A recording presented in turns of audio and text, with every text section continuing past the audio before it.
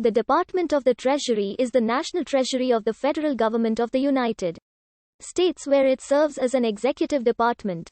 The department oversees the Bureau of Engraving and Printing and the U.S. Mint. These two agencies are responsible for printing all paper currency and coins, while the Treasury executes its circulation in the domestic fiscal system.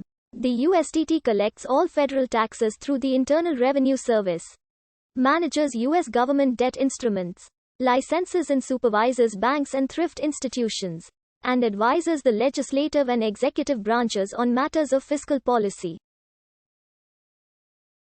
The department is administered by the Secretary of the Treasury, who is a member of the Cabinet. The Treasurer of the United States has limited statutory duties, but advises the Secretary on various matters such as coinage and currency production. Signatures of both officials appear on all Federal Reserve notes. Established by an Act of Congress in 1789 to manage government revenue. The first Secretary of the Treasury was Alexander Hamilton, sworn into office on September 11. Hamilton was appointed by President George Washington on the recommendation of Robert Morris, Washington's first choice for the position, who had declined the appointment. Hamilton established the nation's early financial system and for several years was a major presence in Washington's administration. The office is thus customarily referred to as Treasury, solely, without any preceding article, as a remnant of the country's transition from British to American English during the late 18th century. Hamilton's portrait appears on the obverse of the $10 bill, while the Treasury Department building is depicted on the reverse. The current Secretary of the Treasury is Janet Yellen, who was confirmed by the United States Senate on January 25, 2021. Jovita Carranza, appointed on April 28, 2017, was the incumbent treasurer until January 15, 2020, when she left the office.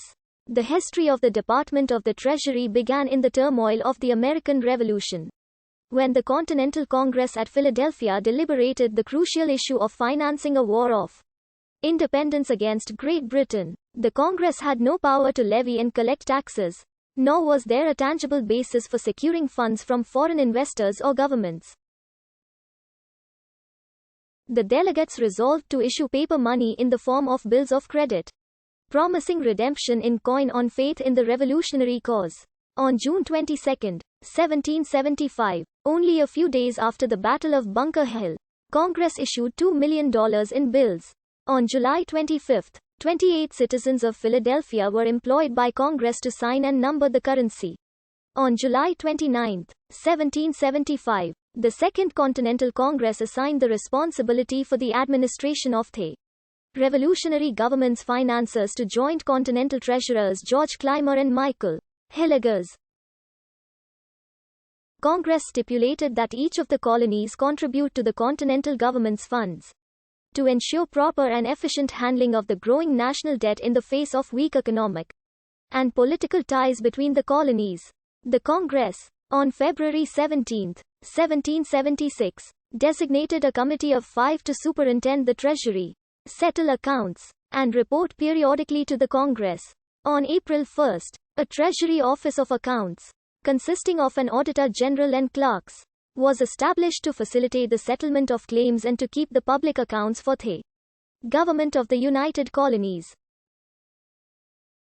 With the signing of the Declaration of Independence on July 4, 1776, the newborn republic as a sovereign nation was able to secure loans from abroad. Despite the infusion of foreign and domestic loans, the United Colonies were unable to establish a well-organized agency for financial administration.